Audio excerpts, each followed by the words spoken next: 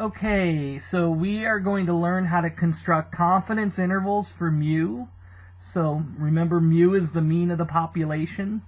So we're going to learn how to construct confidence intervals for the true mean of the population. And this particular method that we're going to learn is when you're going to use this method when sigma is known or n is greater than or equal to 30. Okay, now when you think about this, sigma is the standard deviation of the population, and that's almost never going to be known, okay, because what we're estimating is the mean of the population, right? So we're not going to know the standard deviation of the population. Okay, if we don't know the mean, we don't know the standard deviation. So the condition that really matters here is this n greater than or equal to 30. So I like to think of this as the method that you use when your sample is greater than or equal to 30. And I call this large sample confidence intervals. Large sample. That's just how I think of it. So that some other textbooks that I've taught out of actually refer to these as large sample confidence intervals. And by large, we mean n greater than or equal to 30. And so this is the method that you use here when n is greater than or equal to 30. So that's probably how I'm going to think of it here. So you're probably wondering, well, why do they have this condition? Well, the theory that this is based off of actually requires sigma. Okay? And now we don't know what sigma is, so what we're going to do is we're going to use the standard deviation of the sample. We're going to use S in place of sigma in the formula. And it's kind of fudging a little bit, but since we have a large sample here, greater than or equal to 30, it'll probably be close enough. It'll probably be a pretty good approximation, and things will work out here. So we're going to use S in place of sigma, and we're going to make sure our samples are large. Now the problems in the homework, they actually give you the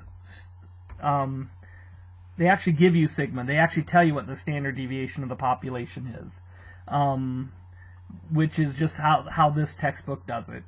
But I normally think of it as the mean, using the mean and standard deviation of the sample to construct this confidence interval. Okay?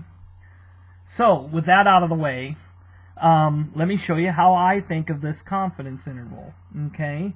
So the confidence interval is, you got a lower endpoint and an upper endpoint. And you're saying it's somewhere between those two. Okay? Now the way I think of this is, instead of formulas to give you these two, is I think of the center of the interval being the sample mean. Okay? That's the center of your interval.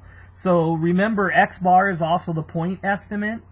And so you're going to have your confidence interval centered at that point estimate, and then the distance from the center to these endpoints here is going to be the same, from here to there and from here to there. And we're going to call that distance the margin of error, ME here for margin of error. ME, margin of error. Okay? And this is just equal to the critical Z value for whatever confidence level you're going to construct the interval for, times the standard deviation over the square root of n. And these are just three numbers. Okay? Don't let this confuse you. This whole thing is a Z-score, and you're going to get that Z-score from the table. Where is that table? Here it is. We're going to need it here in a second. If you remember the confidence levels, you have these different confidence levels. So whatever confidence level, you're going to use that Z-score, and that's going to be placed here, and then the standard deviation over the square root of n. And that's going to give you your margin of error. So then your lower endpoint is just the sample mean minus that margin of error. And then the upper endpoint is the sample mean plus the margin of error. Okay, and then that's going to give you your interval. So let me just show you a quick example to see how this works here. So we're going to estimate, let's say we're a company, we produce potato chips, and we're going to estimate the true mean weight of the bags of chips that we produce. And so to do that, the company takes a sample of 50 bags, and the mean of the sample is 13.47 ounces, and the standard deviation is 0.64 ounces. Okay? Now first, it's asking me here, what is the point estimate of the true mean weight of all the products? Okay, now if you remember the point estimate for the true mean weight of all the products, that's mu. The point estimate for mu is just x bar. And so there's no formula or anything to calculate. This here is x bar, and so that's my answer. So don't let that confuse you. If it asks for the point estimate, just go and the problem will give you the sample mean, and then you just write down the sample mean. And that would be the answer to that. Okay? So now the second part here says construct a 98% confidence interval for the true mean weight of all the products. So now we're going to construct the confidence interval. So I'm going to draw my interval. In the center of the interval is x bar, which is the point estimate. So that's the center of my interval. And then my margin of error, if you remember, is the critical z value times the standard deviation over the square root of n. Okay, so the critical z value is connected with the 98% confidence level. Okay, so if I go to here, 98% confidence has a critical z value of 2.33. So that's my critical z value. And then my standard deviation, I'm going to use the sample standard deviation. So that's actually S, and I'm going to use that in place of sigma. And then my sample size is 50, so then it'll be over the square root of n. So it's just the z-score from the confidence level table times the standard deviation, in whatever one they give you in the problem, over the square root of n. Okay, and that gives you your margin of error. So 2.33 times 0.64 divided by square root of 50.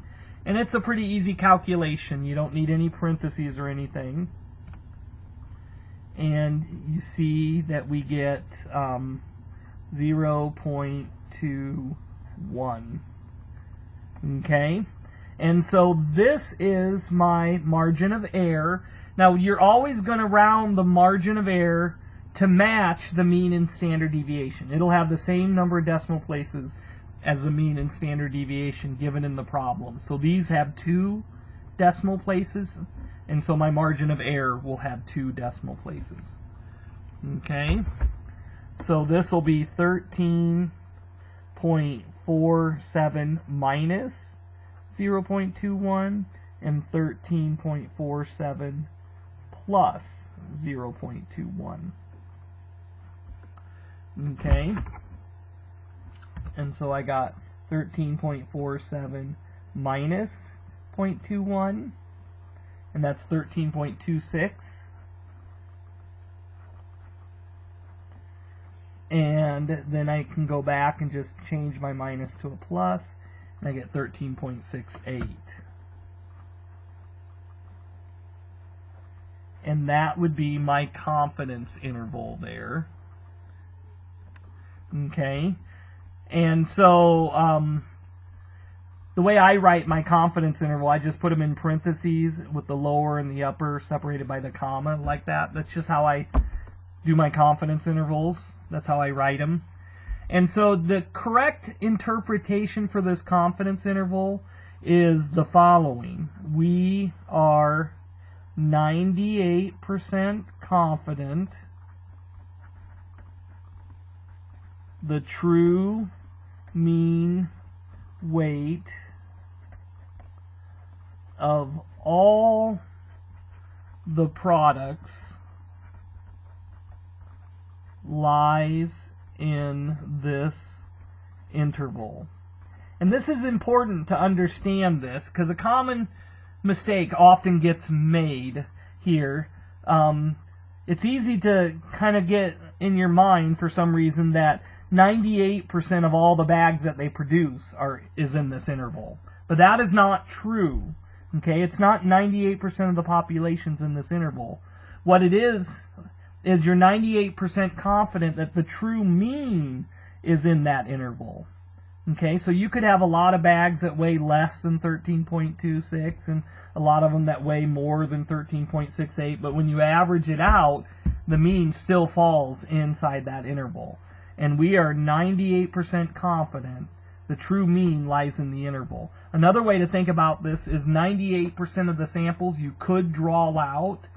If you think of like the distribution of X bar, 98% of the samples you could draw out when you construct the confidence interval will contain the true mean weight of the product. Okay, so that's how you calculate a confidence interval. Okay, and the way I do it is I just do the center, and then I calculate the margin of error, and then I just subtract and add it to get the two endpoints.